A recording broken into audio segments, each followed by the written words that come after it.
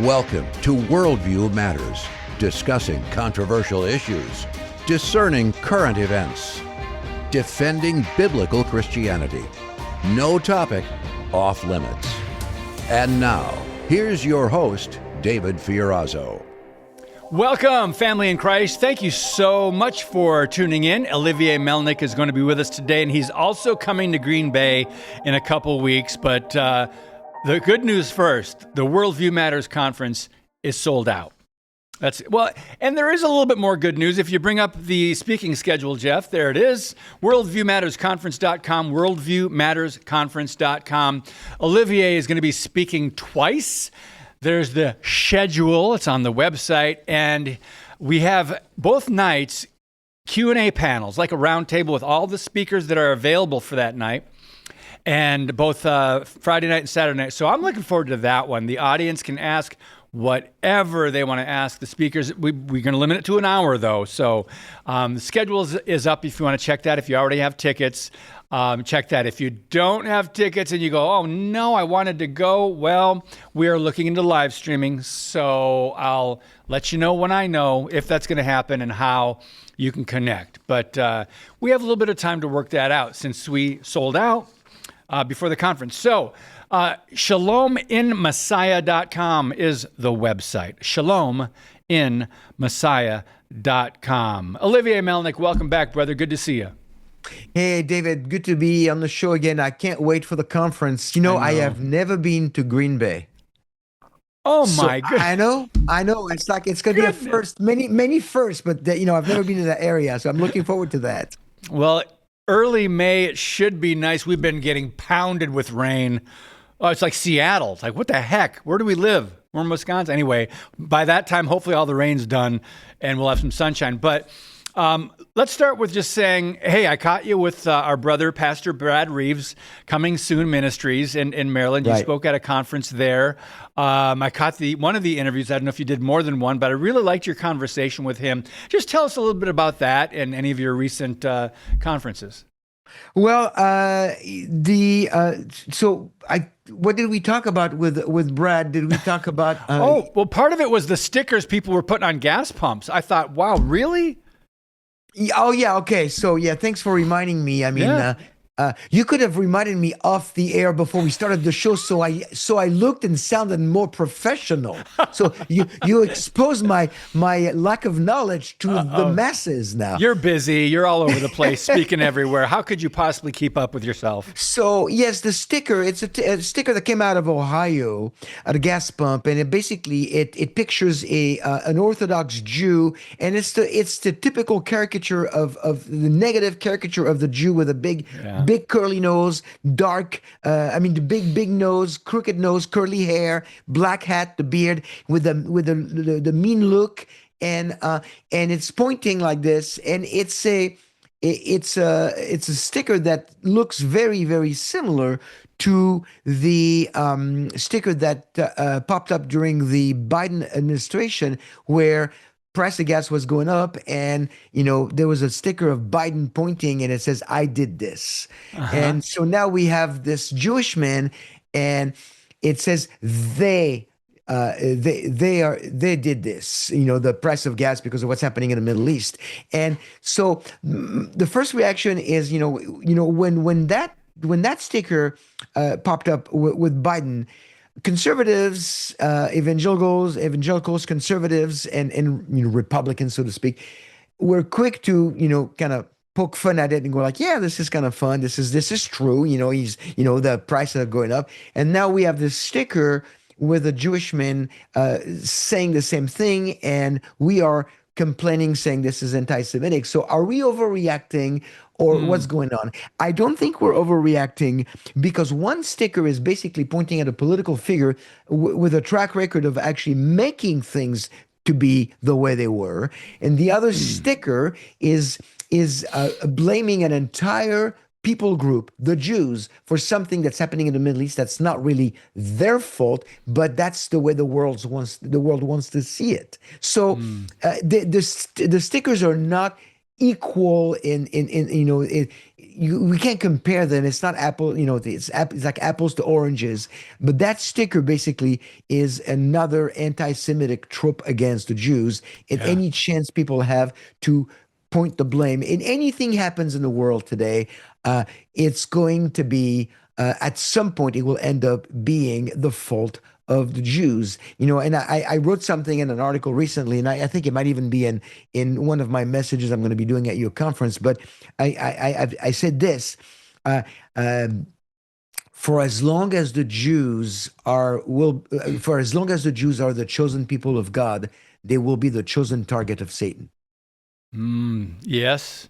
Agreed. And we are the chosen people, not because we're better, not because we're smarter, not because we're better looking or we control everything, just because God said in Genesis 12, I'm just gonna make a people for myself that I'm gonna use them for my grand narrative, my divine decree. It's gonna be the Jewish people, and through them I will be doing great things. And if you look at the track record of what the Jews have my dog agrees with me, by the way. For if you see the track record of the Jewish people and what they've contributed to the world, it's a true statement. So that's God's prerogative. That is not we haven't done anything anything. It's just God's choice. That's the way it is. But we will be blamed for anything because Satan wants to destroy us because he knows the end of the story. And unfortunately, it just seems like the tide has shifted.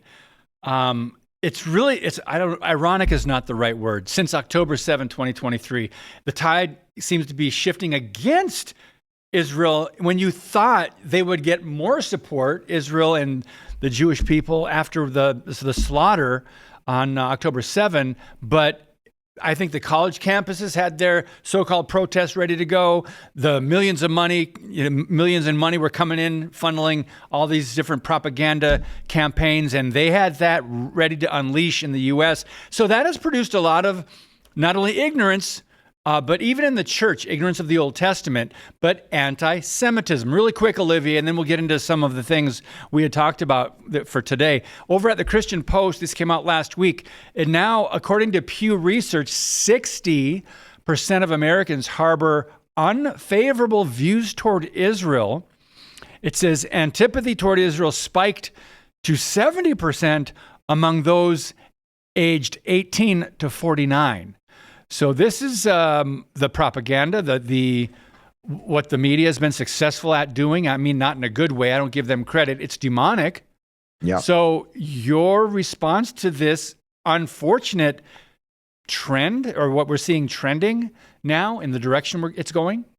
Yeah, those numbers are high in America. Globally, they're also high. It's about 50% of all adults in the world harbor anti-Jewish views now, and it's going to keep going up because of what we see in the Bible in Zechariah, the chapter 12 of Zechariah, where the whole world will turn against Israel. It really is. Every time I hear those stories, I think of the old show, The Twilight Zone. Imagine a world where the victim is turned into the perpetrator. I mean, it's like it's absolutely crazy. What happened on October 7th is the opposite of what should have happened. And the world should have said, okay, we have been pointing the finger at Israel. We've been painting Israel as the enemy, as the party responsible for everything. We are finally coming to a place where we realize we were wrong. And I didn't expect the whole world to come to the rescue of Israel, but some people, should have said, okay, enough is enough. We were wrong. This did not happen. This actually reinforced the view that Satan has been pushing on people, that Israel is guilty of genocide and occupation and colonization and apartheid and all those words that we hear. And I think that this is really bad, but it's actually even worse than we think, because there's a shift that's happening right now, a progression in anti-Semitism that I coined the word about, I want to say maybe 3-4 months ago, called, and it's got several articles on our blog at shalomandmessiah.com. and I will speak on that in details at your conference. There's this thing developing now called collateral anti-Semitism. Yeah, what do you mean by that? And collateral anti-Semitism, well, it's, when you hear of collateral damage, you think of, well, it's hurting a group of people that don't necessarily, or property that's not necessarily the prime target, Got right? it. So collateral anti-Semitism, let me tell you, I wrote it down so I won't make any mistake here. 26 years ago, when I started on my journey to fight anti-Semitism, I developed this simple definition of anti-Semitism, and it started like this: anti-Semitism is the hatred of the Jews characterized by thoughts, words, and deeds against them. That's been my definition at the foundation, at the core. Then I realized I need to be a little more precise than that. So I decided to add, and I don't know how it came about, but over the last 26 years, it evolved.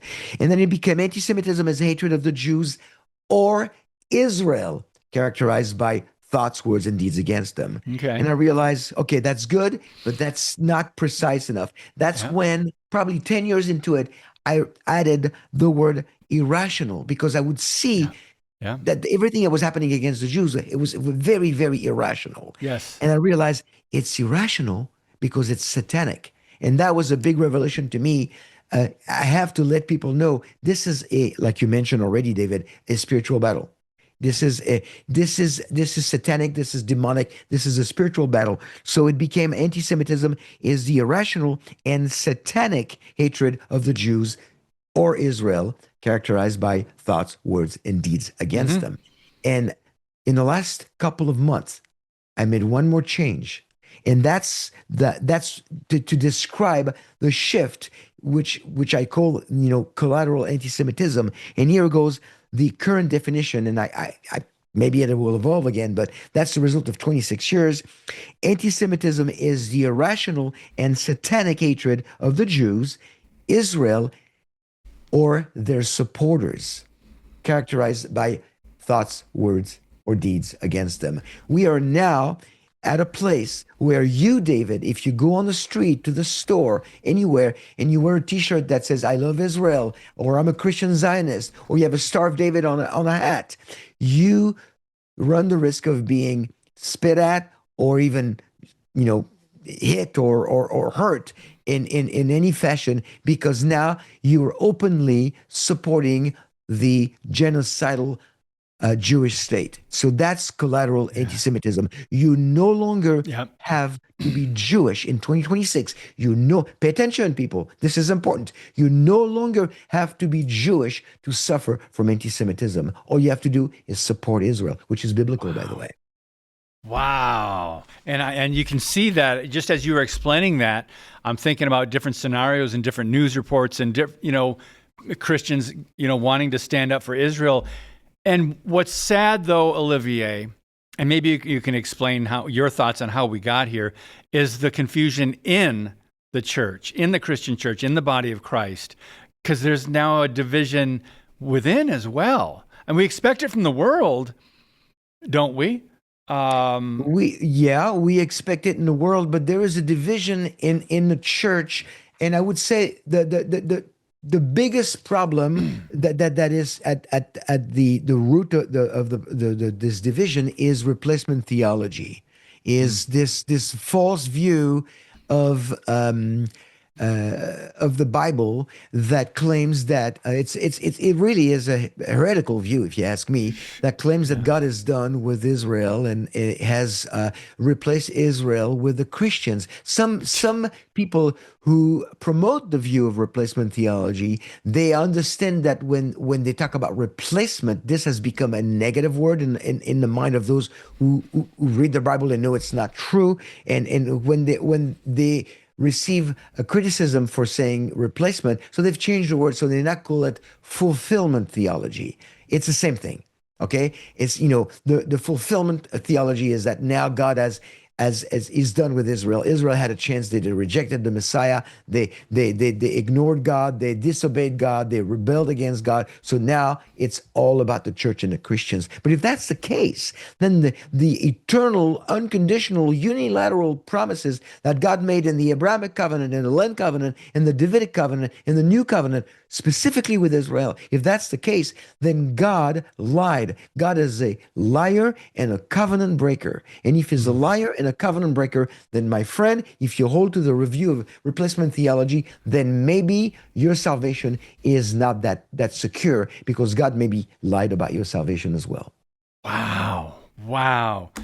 Again, a lot of this comes down to biblical illiteracy, right? And how churches just have not been teaching the whole counsel of God and equipping the saints. And my goodness, I mean, biblical worldview now between 4 and 6% in America. It's awful. So hopefully more pastors will get on board and realize we're in dangerous times. I mean, we are teetering here in this country in many ways. Go ahead, your thoughts. Well, no. We are living in very, very dangerous, very interesting times. I until about a few years ago, David, I would tell people, I would encourage people to fight anti-Semitism, because, let's fight anti-Semitism. Let's bring an end to it. And I realized I was hopeful, but I was a little naive, because we will not be able to bring an end to it, because the scripture says that the whole world will go against the Jews. Yeah. So now I'm saying that we continue to fight it. So I say, and I might have said this on your podcast before, I say we need to expose, we need to oppose, but only when he returns will Yeshua depose. So we know we're not going to win until Yeshua, Jesus, returns. But until then, we still need to expose the lies, and we need to oppose what they're all about. And alongside that, we need to make a concerted effort as Christians to let our Jewish friends know that not all Americans, and certainly not all Christians, are anti-Israel. We are... Our numbers are reducing. We're dwindling down to a very small amount of Bible-believing followers of Yeshua who understand the place of Israel in the Bible, in God's program, and who support Israel. That doesn't mean we support every move of the government, but we support Israel's right to exist, that's for sure.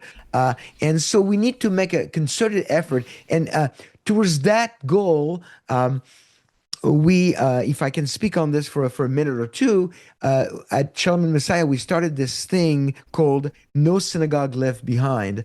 And I'm thrilled to be able to share with you that it's working. It's working really well. About a year or so ago, I realized, I thought, hey, you know what? Only in America, but it could work. What if pastors would identify where the rabbi in a synagogue is in their community, and then clergy to clergy, which really is a better way to get started on a project like this. Pastor calling a rabbi, because there is a respect, a level of respect that the rabbi will say, the local pastor is calling me, I better take the phone call, as opposed to an unknown person that I have no time for. So pastor to pastor, the pastor to rabbi, pastor is calling a rabbi and would say, hey, this is Pastor so-and-so from church of whatever in your neighborhood. And just want to let you know that we have a security team on any Sunday of the week, of the year, that takes care of our flock, that keeps an eye on our flock when we have services. But we're usually not using that team of volunteers, of trained volunteers, a police force, retired Army veteran, all kinds of different people that have a license to carry and protect the flock. So I'd like to have coffee with you and maybe tell you about our security team, and we would like to offer it to your synagogue to bring security for free on Friday night for Shabbat, or on the high holidays, or any special event that you have. Just let us know if it's something you want to do. And so we did a pilot on the West Coast and a pilot on the East Coast. The pilot I did on the West Coast was with Brendan Holthouse. Oh. And the pilot I did on the East Coast was with Brad Reeves. Yep. There we go. And man, David, it's exciting. That's cool. Brendan reached out to the community, to two synagogues, the Orthodox and the Reform. The Reform one said, let's talk. They connected with Brendan. He's provided security for them several times. He was invited to go to their Passover, which he did, and Wow, they're that's building neat. a relationship. And then the Orthodox rabbi originally said, "Our people will take care of our people. No, thank you." But then what happened? And during Passover, somebody came and did an article from the local newspaper in Bakersfield and said, "This Christian church is reaching out to help the Jewish community. We have not seen this in a while. This is really a wonderful story." Guess what? The Orthodox rabbi on Monday, following Monday, called Brendan and said, "Hey, can we talk?" And Ah, so he was, I guess, interested now in yeah. finding out how he can get security. And then Brad also did the same thing, Pastor Brad in Maryland, and he's got a relationship with the rabbi, and he even had people from the synagogue come to visit his church unannounced because they wanted to see in in person who are these Christians who care so much about us that they would spend Mm. time to provide security, no charge, free of charge. Wow, So that it's says a all on our lot. website. It's at shalomandmessiah.com. No synagogue left behind. There's basically, it's not a program. You don't have to sign up for it. You don't have to pay anything. You don't have to, all you have to do is, if you're a pastor, find out the rabbi where they are, call them and let them know. And it even says in that little sheet of instruction that you're showing on the screen right now, it says what to say in your own words. It's really simple. It's just a matter of having the heart and the time to just pick up the phone and call the local rabbi. And David, it's working. I also have my friend Mike Spaulding in Ohio Hmm. doing it, and other pastors are in the process of doing it. So I want this to take off, and I want all the pastors in America who love Israel to get skin in the game. Awesome. Real quick, Olivier, and I do want to get to Christ is King, but what about people who are neutral? We talked about people who are openly supporting the Jews. We may get a little bit of pushback. We may get some hate, collateral anti-Semitism, and then there's those who do not support the Jews that are against the Jews. What about neutrality? I know what Dietrich Bonhoeffer would say about those who are neutral, but how can we reach Christians who just don't want to take a side? Maybe they're not willing to. Go ahead, your thoughts. Well, go back to Genesis 12, verse 3. If you read it, and in any version you can find, it says, "I will bless those who bless you, I will curse those who curse you, and I will look the other way for those who sit on the fence." Then I would say, okay, you can remain neutral. But the word does not say that. The word Mm. says God will bless those who bless Abraham and his descendants, the Jewish people, and he will curse those who curse him. There's no middle ground. And by virtue of only having those two, it's black or white. If you do one, you're not doing the other one. But guess what? If you're not blessing, if you choose like, don't want to get involved, then you might not be actively cursing, but you, in a sense, you become like the bystanders of the war in the 30s and 40s, the bystanders who said, "You know what, this is not my battle, this is not my problem. I'm not Jewish, I don't know anybody Jewish, I don't want to be involved, I got to protect my own family." You become a bystander. And I have said this for years now, probably at least for 2 decades, that a bystander who does nothing only facilitates the work of a perpetrator. So if you're neutral, you're not neutral. You're helping those who go against Israel. Hmm. Good point. It's sobering, but we all have to decide what we're going to do and whether we're going to stand for truth and stand for Israel, stand for the biblical worldview. Now, 4 minutes left. Christ is King. You mentioned something about seeing these. Is it memes or something on the internet? Explain. There is and I have an article that I just posted today on our blog at Shalom and Messiah. And so it just got there. Is Satan trying to paint Yeshua into an anti-Semitic king? That's the article. And so in the article, the short answer is yes. And what it is that the statement "Christ is King" has been used as a quick response, slap in the face to the Jewish community by a lot of unfortunately, conservative evangelicals, people within the MAGA movement that are making that statement, weaponizing a statement that is biblically true. Is Christ is Messiah? Is that's Yeshua, Jesus? Is he king? Well, right now he's not reigning out of Jerusalem like he will during the kingdom. We're not there yet. He's at the right hand of God in heaven. He's going to come down and he's going to reign. He'll be sitting at a throne on a throne of David, the Davidic. He's the Davidic king par excellence, and he'll be reigning from Jerusalem. So he is the King of the Jews. What did it say over his head when he was crucified? Jesus, King of the Jews. He is the King of the Jews. So it's a true biblical statement, but it has been used in a negative way all over the internet. It's thrown as at the Jews. All over, like the age-old accusation that goes way back to the first century of Jews being Christ killers. So Christ is king. Christ is taken over. Christ is better than you. Christ is better than the Jews, and the Christians win. And so that's not helping the Jewish people to look at Christianity and say, "Hey, I'm jealous." And you look at Romans 11:11 and the Christian Gentiles, people like you, David, now you get it, but people like you, the Christian Gentiles are supposed to do what? To make my people jealous. And all that this is accomplishing, it's making my people angry and forcing them to distance themselves further and further and further from Christianity and from Yeshua. And that's exactly what Satan wants, because if the Jews don't call on him, if the Jews don't believe that Yeshua is the Messiah, then he's not coming back. Because he said to Israel right before the ascension, "Surely you will not see me again until you say, Baruch haba b'Shem Adonai. Blessed is you, comes in the name of the Lord." If he doesn't say, if Yeshua doesn't hear that, then he's not coming back. That is his cue to come back at the second coming.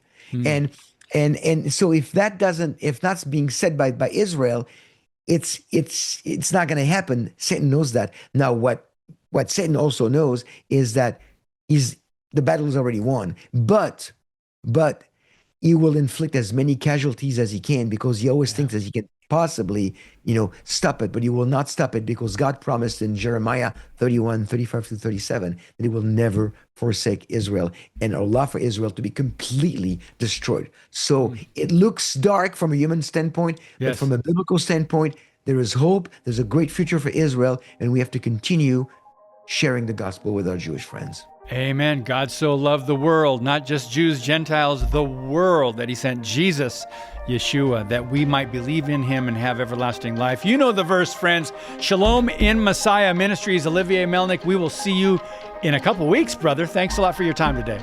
That's right. Thank you. God bless you, friends. And as always, keep speaking the truth about things that matter.